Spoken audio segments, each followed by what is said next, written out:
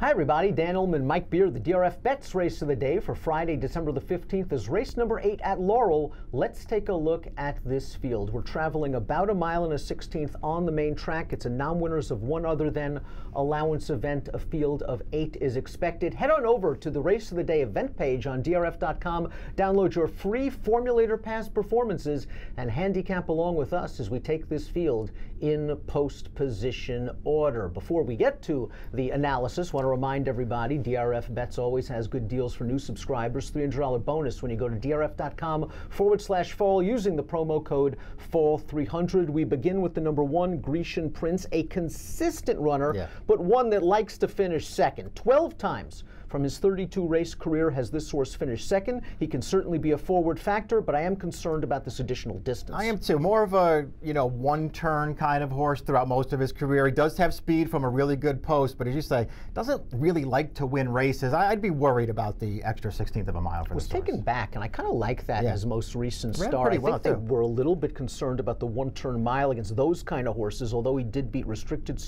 types around one-turn 3 starts back. He ran okay. One of the also-rans came back to run third at this 1X level at Remington Park with a 71 Beyer speed figure, but he doesn't have to come from off the pace, and the Timeform US Pace Projector has the number 1 out there on the lead, but a fairly contested one through fair splits. The 2 is enough is enough. Enough is enough finished third last time out against allowance horses in a race that was washed off of the turf. This is a horse that's done a lot of damage on turf. I think he's equally as good on the main track.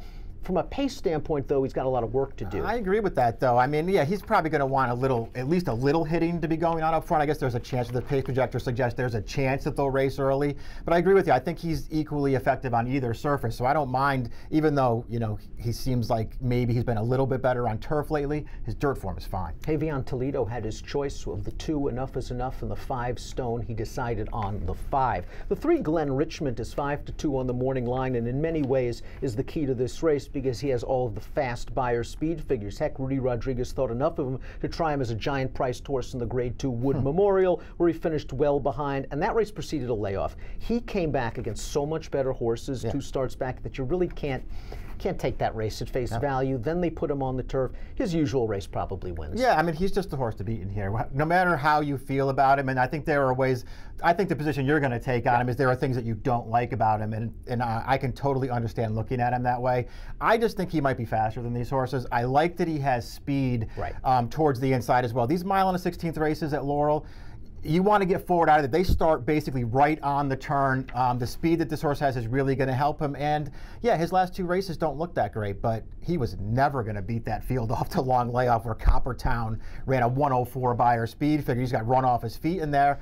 And I don't think it's terrible that Rudy went back. They debuted this horse on turf. I don't think it's terrible that they gave him another run on it. And I actually think it's pretty encouraging that he actually ran pretty well on turf in his last race, considering what his debut looks like. I mean, consider the competition he's been up against on dirt 2 starts back. You mentioned Coppertown. The runner-up Pattern Recognition came out of that race to win with a 103 Beyer speed figure. So if it's fair to draw a line through that race, of course fair to draw a line through the Wood, where he had really no chance. My position, though, is after the Wood, long layoff, something had to happen to him. He came back, and while he was never going to be a threat against those horses, I didn't like the way he ran. He was never going to be a factor in that race. He was well beaten, and I don't like the fact that they tried him on the turf right away, second off the layoff.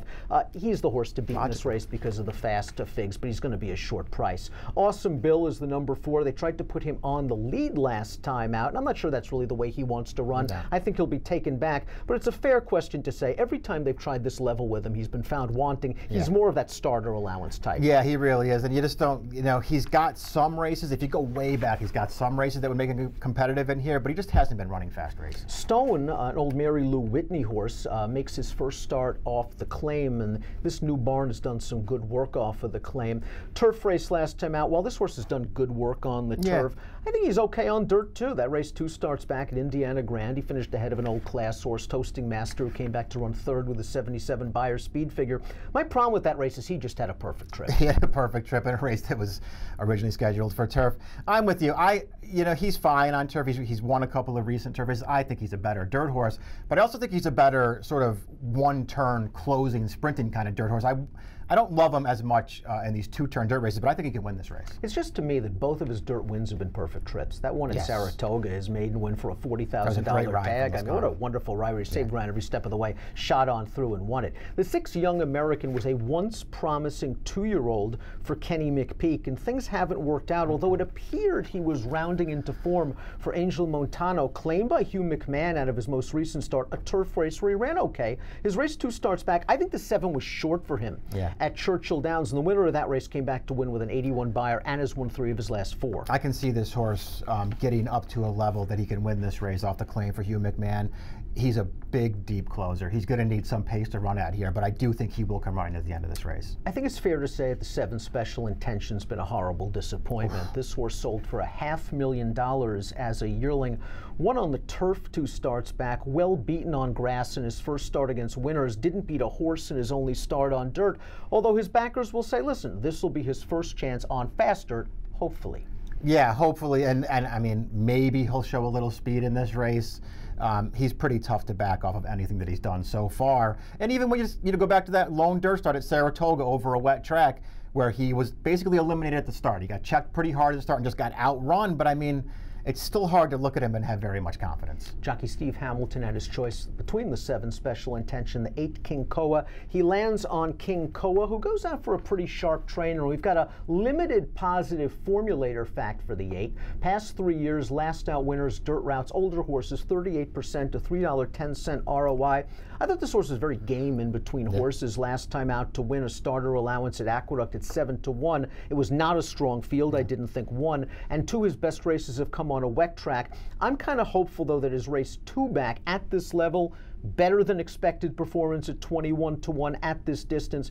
I think it bodes well for him on fast dirt. I like all 4 of his dirt routes. I think he's run well in every one of those races. The only problem, I don't have any problem with him in this race, and I think he's a huge contender right back. The only real problem I have with him is last time was a great time to have him. That was not a good field. The favorites in that race were extremely vulnerable, and he caught the wet track that he likes. And I think a lot of things just really worked in his favor last time, and he got it done at a really good price. But he can certainly win right back. Let's take a look at our top picks for Friday's DRF bets. Race of the day. Mike, you're not fooling around. Glenn Richmond just looks like the fastest horse by a pretty substantial margin. You're going to go 3-5-8. Is this a betting race for you? No.